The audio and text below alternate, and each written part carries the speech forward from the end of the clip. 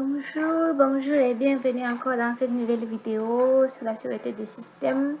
Aujourd'hui, nous allons résoudre un exemple d'application sur l'invariant de boucle qu'on a eu à voir dans la précédente vidéo. Allez, commençons.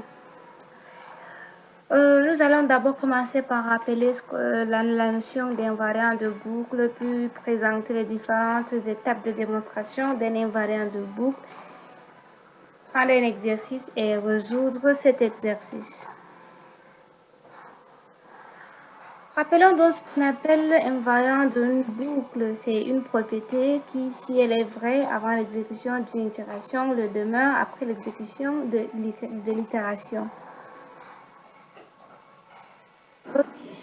Les étapes de démonstration d'un invariant de boucle sont, je les ai réduites en 3. En initialisation, elle vise à montrer que la propriété est vraie avant d'entrer dans la boucle. Et vérification par récurrence, il est question de vérifier que la propriété reste vraie d'une itération à l'autre. C'est-à-dire si on quitte par exemple de P de I à P de I plus 1, ainsi de suite, on doit s'assurer que la propriété est vraie. En terminaison, à cette étape, il est question de voir que l'algorithme fait ce qu'on attend de lui et qu'il se termine. Voici donc un exercice. En entrée, c'est un algorithme, c'est une fonction. En entrée, on a une variable entière n. À la sortie, on aura une variable entière p dont la valeur est égale à 2 puissance n. Au début, à p, on affecte 1 pour k allant de 1 à n faire. À p, on affecte 2p, 20 pour 20. Voici donc cet exercice que nous allons essayer de résoudre en démontrant, d'abord en identifiant l'invariant de boucle, puis de le démontrer qu'elle est vraie.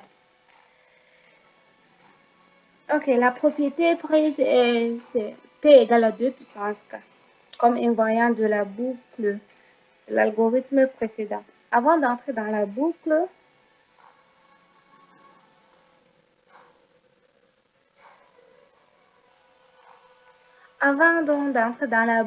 on a p de 0 qui est égal à 1.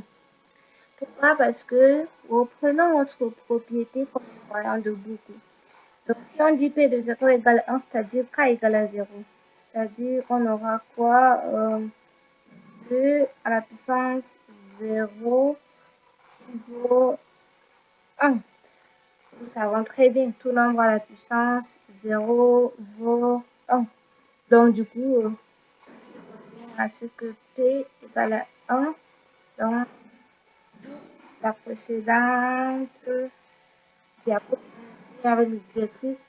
À P, on a fait que 1. On n'est pas encore entré dans la boucle.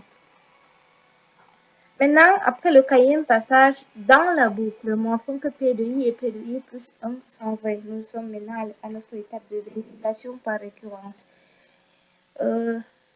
Toujours avec notre propriété P égale à 2 puissance K, ainsi P de I égale à 2 puissance I. Pourquoi? Parce que ici, K égale à I. Donc, pour K égale à I, on a 2 puissance I. Maintenant, pour P de I plus 1, on a quoi? 2 puissance 1, normalement ici, fois 2 puissance I selon les propriétés de produit mathématique. Ainsi, on aura donc 2 fois 2 puissance I qui est égal à 2 puissance I plus 1. Donc ici, bien évidemment, K égale à I plus 1. Ainsi de suite, jusqu'à l'ordre N. Maintenant, notre algorithme se termine. Pourquoi? Parce que, prenons par exemple pour P de I plus 1. On a notre 2 ici et notre P de I qui est toujours notre P. Donc, ici, c'est égal à quoi? 2 fois P. Ça revient toujours à notre itération-ci.